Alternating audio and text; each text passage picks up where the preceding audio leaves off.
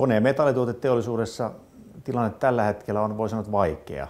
Eli tämän globaalin talouskriisin seurauksena alan liikevaihto Suomessa on supistunut noin 1/4. Metalliteollisuuden kohdalla ei tällä hetkellä voi puhua vain taantumasta, vaan kyse on enemmänkin rakennemuutoksesta. Suomalaisyritykset siirtävät yhä kiihtyvällä tahdilla tuotantoaan kaukomaille, mutta muut toiminnan osa-alueet pysyvät silti Suomessa.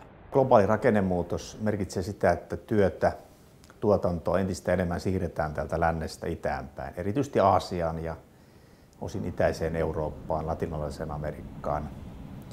Esimerkiksi suomalaisella kone- ja metallituoteteollisuudella on ulkomailla henkilöstöä yli 100 000, kun Suomessa henkilöstömäärä tällä hetkellä on noin 130 000.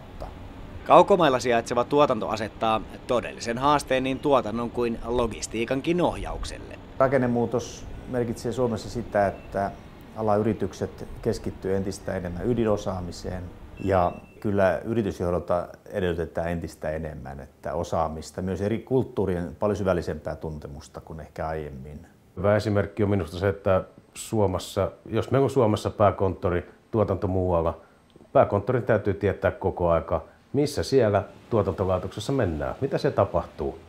Eli täytyy olla kartalla ja tieto pitää liikkua reaaliajassa ja siihen oikeastaan ei ole muuta kunnon työkalua muuta kuin nykyaikainen toiminnanohjausjärjestelmä. Monet suomalaisyritykset tavoittelevat tuotannon siirrolla kilpailuetua muihin suomalaisyrityksiin nähden. Aika on rahaa, jos sä pystyt tuottamaan sitä, mitä pitää tuottaa ja mitä sut on tilattu, ostamatta liikaa, varastoimatta liikaa, niin totta kai se on heti näkyy viimeisellä rivillä.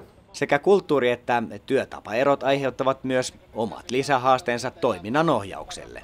No kun järjestelmä viedään ulkomaille, se pitää olla aukoton.